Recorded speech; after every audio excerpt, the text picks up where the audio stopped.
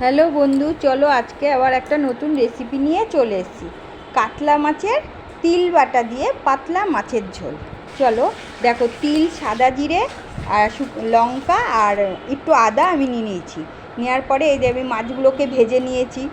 মাছগুলো ভাজা হয়ে গেছে, হয়ে যাওয়ার পরে আমি এর মধ্যে ওই মাছের তেলেই আমি সাদা জিরে ফোড়ন দিয়ে দিয়েছি। সাদা জিরেটা ভাজা হয়ে গেলে আমি এরকম করে লম্বা লম্বা করে আলু কেটে রেখেছিলাম, সে আলুগুলোকে দিয়ে দিলাম।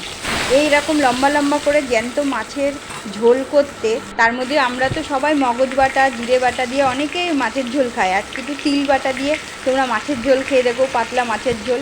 এই যে আমি আলুগুলোর মধ্যে এবার নুন হলুদ দিয়ে দিলাম, আর আমি যেই মশলাটাকে বেটে রেখেছিলাম সেই মশলাটা আমি দিয়ে দিলাম, সাথে একটু টমেটো দিয়ে দিলাম।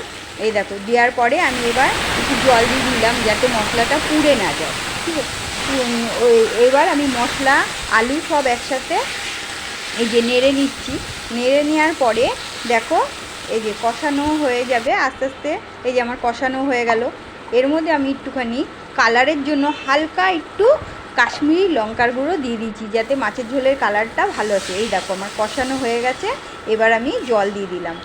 জলটা দিয়ে দেওয়ার পরে এবার যখন আলুটা সিদ্ধ হয়ে যাবে, তোমরা ঢাকা দিয়ে দেবে। ঢাকা দেওয়ার পরে ঢাকনা তুলে আলু সিদ্ধ হয়ে গেলে আস্তে আস্তে তোমরা যেই মাছ ভাজাগুলো হয়ে গেছে, এই যে মাছ দেখো আমার ঝোল কী সুন্দর ফুটে উঠেছে। ফুটে মাছের ঝোলটা অনেকটা শুকিয়ে এসছে। এই যে আলু সিদ্ধ হয়ে গেছে। হয়ে যাওয়ার পরে এবার আমি আস্তে আস্তে এই ঝোলের মধ্যে মাছগুলো দিয়ে দিলাম। মাছগুলো দিয়ে দেওয়ার পরে তোমাদের যদি ধনে পাতা থাকে ঘরে, তাহলে তোমরা এর উপর দিয়ে ধনে পাতা দিতে পারো।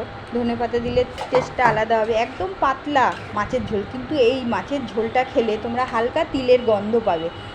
খুব ভালো লাগে খেতে, গরম ভাতের সাথে এরকম হালকা পাতলা মাছের ঝোল।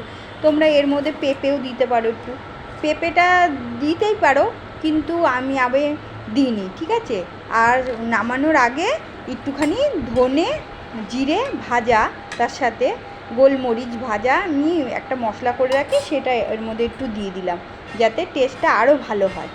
কিন্তু তিলের গন্ধটা তোমরা পাবেই, মনে হবে কি তিলের সুন্দর